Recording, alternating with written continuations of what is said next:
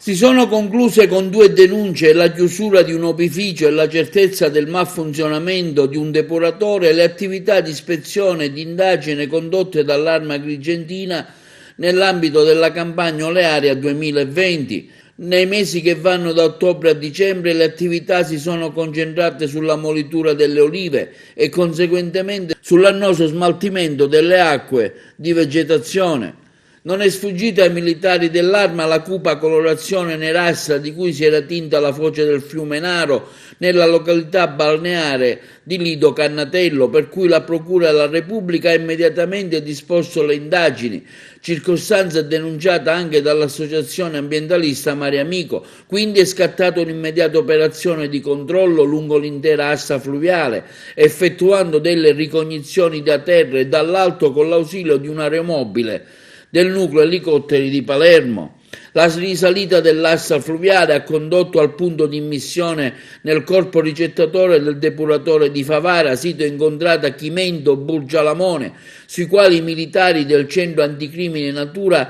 unitamente al personale specializzato dell'ARPA, hanno effettuato controllo e prelevato campioni in entrata e uscita nelle 24 ore. Gli esiti del laboratorio hanno fatto emergere criticità di funzionamento del depuratore con parametri che hanno superato abbondantemente i limiti imposti dalla legge, in particolare 34 volte per l'escheria coli. Quindi è stata accertata la circostanza di un ingresso anomalo nel depuratore proprio nei giorni in cui era comparsa la colorazione nerastra presso la foce del fiume Naro. L'ingresso anomalo con ottime probabilità da ricondurre ad immissione in pubblica fognatura di acque di vegetazione che hanno inevitabilmente compromesso la funzionalità del depuratore stesso. È il caso di ricordare che le acque di vegetazione opportunamente trattate possono anche essere utilizzate quale correttore di acidità del terreno e che possono essere oggetto di spandimento nei terreni idrogeologicamente idonei a tale scopo.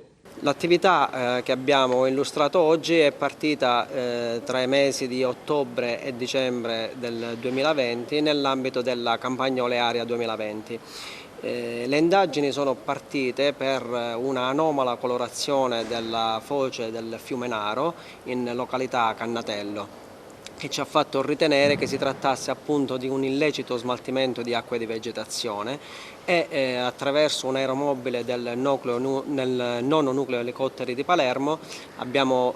fatto un'operazione di risalita dell'asta fluviale, determinando poi il punto di immissione delle acque inquinate. Il punto di immissione è risultato essere a valle del depuratore di Favara, dove appunto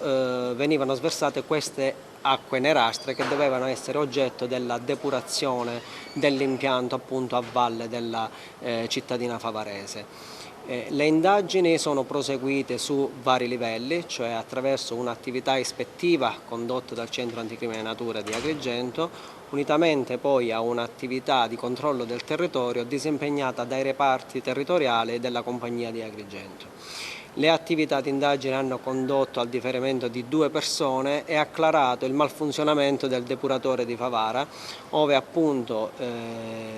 i parametri che riguardano l'Escherichia coli in particolare, che supera di 34 volte i limiti tabellari, ma anche parametri come azoto ammoniacale, COD e BOD, hanno appunto superato quelli che sono i limiti. Pertanto ci siamo resi conto che questo ingresso anomalo di acque di vegetazione ha compromesso la capacità depurativa dell'impianto di depurazione, determinando quindi una compromissione anche dell'ecosistema marino e dell'ecosistema fluviale dell'asta del fiume Naro. L'appello che si vuole lanciare in questo momento è: l'Arma dei Carabinieri è un'arma aperta, le nostre stazioni sono a disposizione degli imprenditori. Riteniamo, ed è un dato scientifico, che l'acqua di vegetazione e comunque il sottoprodotto della molitura delle olive possa utilmente essere impiegato nell'ambito delle attività agronomiche come correttore di acidità, come ammendante del suolo, pertanto può costituire una risorsa e non già un rifiuto. Quindi lo sversamento illecito è tanto pericoloso per chi lo opera, perché le pene sono severe e le sanzioni amministrative salatissime, e invece questi può costituire una risorsa anche economica, Non dimentichiamoci che i sottoprodotti della molitura delle olive vengono anche utilizzati quale fonte alternativa di energia. Quindi l'appello è: laddove non si conosca la normativa, laddove l'imprenditore abbia dei dubbi, può assolutamente, anzi deve, ci fa piacere, che si raccordi con l'Arma. L'Arma è a disposizione per fornire qualsiasi tipo di informazione, qualsiasi tipo di consiglio e guidare eventualmente nelle operazioni di corretto smaltimento o utilizzo di questi sottoprodotti. L'occasione è servita anche ad effettuare dei controlli in tutti gli olifici della provincia. Una sintesi di questi controlli, com'è la situazione? Sì, l'occasione è servita anche per appunto far partire una serie di attività ispettive in tutti o quasi tutti gli oleifici della provincia. Abbiamo a campione controllato gli oleifici sui vari versanti e quelli più vicini ai corsi d'acqua, in maniera tale da determinare e da determinarci con una azione perpetuata nel tempo, perché è già dal 2018 che facciamo questo tipo di attività, onde monitorare annualmente le attività degli oleifici e che questi siano dotati sia delle autorizzazioni allo scarico sia del corretto smaltimento dei rifiuti.